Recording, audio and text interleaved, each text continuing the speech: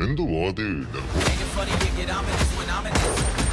घायल हूं, इसलिए घातक हूं।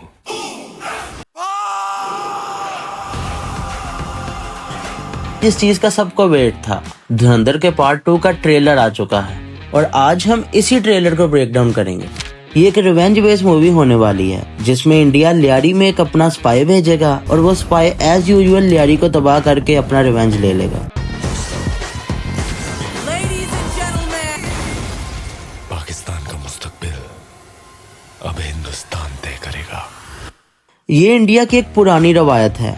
इंडिया पहले भी ऐसा कर चुका है। जैसे फाइटर मूवी में ऋतिक रोशन ने तो लाहौर के सी पोर्ट को ही तबाह कर दिया था, हालांकि लाहौर में कोई सी पोर्ट है ही नहीं। ये लोग स्टार्ट में लिखते हैं इंस्पायर्ड बाय ट्रू इवेंट्स, मतलब कि इस मूवी के कुछ पार्ट्स रियल इंसिडेंट से इंस्पायर हैं। फिर ये एक फिक्शनल मूवी बनाते हैं जिसमें रियल इवेंट्स तो ऐड होते हैं मगर उसके अंदर ये लोग अपने स्पाइस को ऐड कर देते हैं और काफी चीजें इस तरह की बता देते हैं जो एक्चुअल में वैसी हुई ही नहीं होती।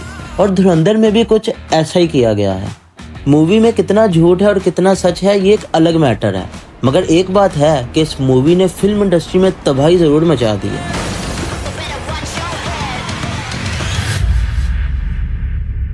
ट्रेलर की शुरुआत धुरंधर 1 के एक डायलॉग से होती है। पड़ोस में रहते हैं हम, कूदे भर का जोर लगा लो और बिगाड़ लो जो बिगाड़ सकते हो।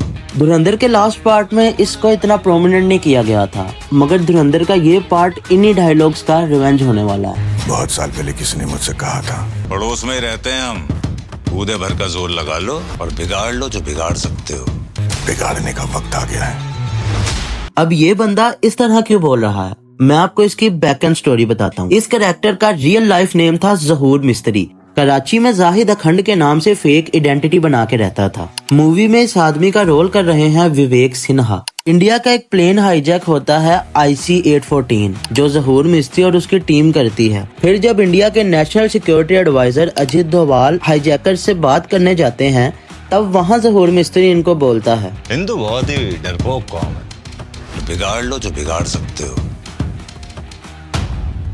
मूवी में अजित डोभाल का रोल अजय सन्याल कर रहे हैं।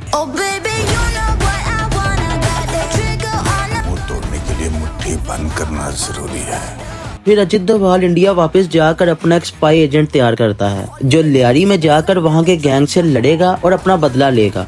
अब ये स्पाई कौन है और उसकी बैक एंड स्टोरी क्या है ये आपको इसी वीडियो में ही पता चल जाएगा। जहूर मिस्त्री के सीन के बाद आपको एक हाई सैचुरेटेड सिनेमैटिक एडिट देखने को मिलेगा जिससे नजर आता है कि ट्रेलर में काफी एक्शन और खून खराबा होगा। इसके बाद रहमान डकैत और उजैर बलोच के पोस्टर को जलाया जाता है। ऑब्वियसली इसको जलाने वाला अब रहमान डकैत का राइवल अरशद पप्पू ही होगा, जो कि अगर आप ध्यान से देखेंगे तो अरशद पप्पू आपको इस पोस्टर को देखता नजर भी आएगा।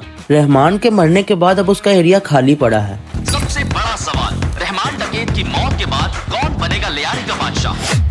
अरशद पप्पू अब सड़कों पर आकर उसके एरिया पर कब्जा करने की कोशिश कर रहा है, जो कि हमें मूवी के शुरुआत में ही देखने को मिल जाएगा।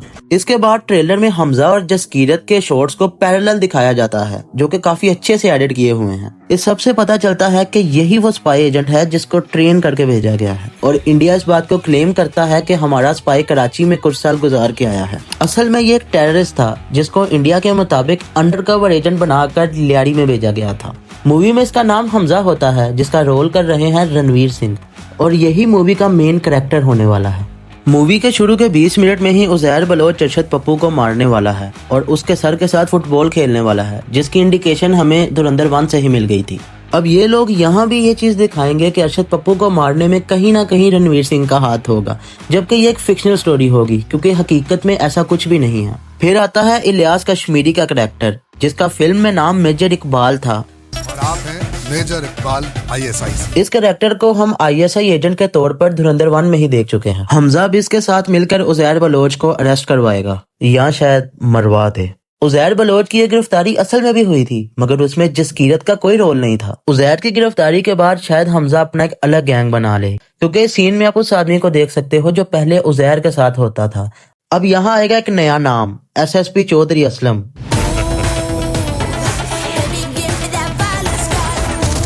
जो लियारी के सारे क्रिमिनल्स को एक एक करके खत्म करेगा और इसमें इसकी मदद करेगा हमजा। तूने सुना नहीं, जहाँ दर्द है वहाँ मर्द है।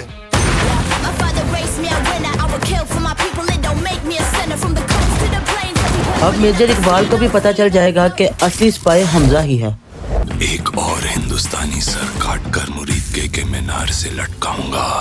क्योंकि हमें ट्रेलर 1 में भी देखने को मिला है कि हमजा और मेजर इकबाल के दरमियान एक मेजर फाइट हुई है, जिसके बाद हमजा के मुंह पर गहरी चोट लगने वाली है और शायद हमजा मेजर इकबाल को मारकर इसी तरह हिंदुस्तान जाए, क्योंकि इस लीग लुक में उसके फेस पर वैसे ही निशान है जैसे उस फाइट के दौरान थे। यहाँ एक और सरप्राइजिंग शॉट भी मिलता है कि पाकिस्तान की आर्मी भी हमजा की साइड नजर आ रही है। इसका मतलब है कि मेजर इकबाल को पाकिस्तानी गवर्नमेंट ही बिट्रे करने वाली है, क्योंकि मूवी में उसको एक टेररिस्ट दिखाया गया है। एक और सीन जहां यलीना गन तान के खड़ी है, मगर ये नहीं पता कि किस पर, शायद ये हमजा हो सकता है, मगर मुझे ऐसा लगता है कि ट्रेलर में ये एक मिस डायरेक्शन है। शायद वो मेजर इकबाल हो जिसको हमजा का असली चेहरा पता चल गया हो और यलीना उसको रोकने की कोशिश कर रही हो, और यहाँ मेजर इकबाल यलीना को मार दे और ये सारी कहानी एक पर्सनल दुश्मनी में कन्वर्ट हो जाए। इसके बाद बड़े साहब का भी बहुत पूछा गया है कि बड़े साहब कौन है। पहले दानिश इकबाल का नेम लीक हुआ था, लेकिन रिसेंटली लीक से लग रहा है कि वो दाऊद इब्राहिम हो सकता है और उसका रोल शायद इमरान हाशमी करे, क्योंकि इंडिया वालों को लगता है कि दाऊद इब्राहिम पाकिस्तान में है।